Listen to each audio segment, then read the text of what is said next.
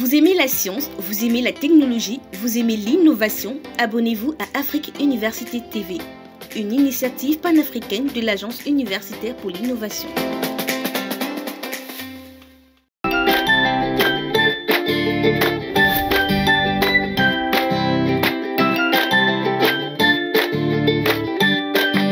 Dans un monde désormais hyper connecté, on vit avec ou entouré de nouvelles technologies de l'information et de la communication. Antennes réseau pour Internet, smartphones et autres objets connectés font partie de façon inévitable du quotidien. Tout cela n'est pas sans conséquences sur la santé. Des oncologues suspectent ces technologies d'être à l'origine de certains cancers. Question donc, y a-t-il un lien de cause à effet entre la montée en puissance de ces technologies très envahissantes et la multiplication de certains cancers? Au moment où, selon l'Organisation mondiale de la santé, cette maladie tue chaque année au moins 10 millions de personnes dans le monde, dont 70% dans les pays à revenus faibles, des chercheurs croisent leur savoir sur la relation entre NTIC et cette pathologie. Dans le prochain numéro de Dites-nous, chers collègues, le professeur Alain Sipangop Kameni reçoit des scientifiques au profil disciplinaire varié. Sur le plateau, il y aura le professeur Télesphore Gelefak, chef de département de biologie animale à la faculté des sciences de l'université de Tchang au Cameroun.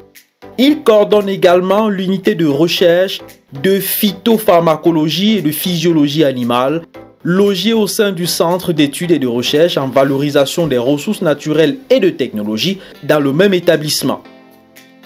À l'actif de ce chercheur de 49 ans, une centaine d'articles scientifiques, dont une bonne brochette sur des maladies causant la douleur, à l'instar du cancer.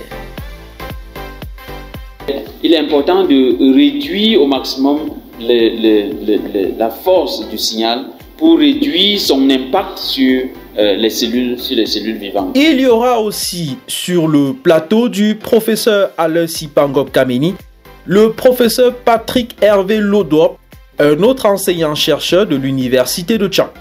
Ce physicien mène ses travaux dans le cadre de l'unité de recherche de matières condensées, électronique et traitement du signal, ce qui lui a permis de s'intéresser de près, entre autres, aux liens qui pourrait y avoir entre les signaux électroniques et les cellules humaines. Au niveau des rayons, on peut avoir, si on peut dire, deux grandes classes. On aura donc, on peut avoir des ondes de très haute fréquence et comme des UV. Et les UV sont cancérigènes. Par exemple, nous voyons tous les canicules en Europe. Ou des rayons de très basse fréquence, comme les rayons de radiofréquence, ce qui nous avons au niveau de nos appareils, qui vont plutôt donner de l'énergie à la cellule.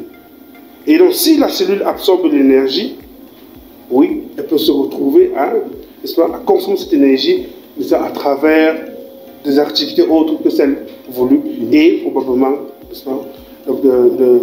arriver vers le cancer. Au plateau de cette édition, deux autres chercheurs de renommée poseront leur voix pour davantage éclairer la lanterne du public sur le thème retenu. D'abord, un oncologue, médecin au contact des patients atteints de cancer.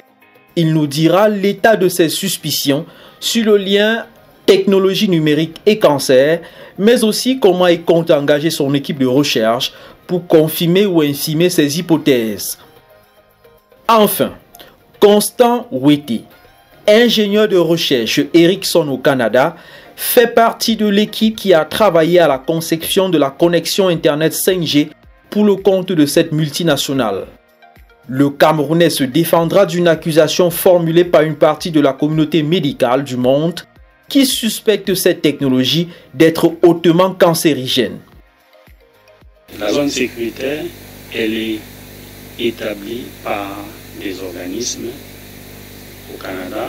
On a Santé Canada, on a le ministère de l'Innovation, je crois, qui attribue les fréquences aux opérateurs et qui vérifie bien avec Santé Canada que ça ne pose pas de problème pour la santé des populations.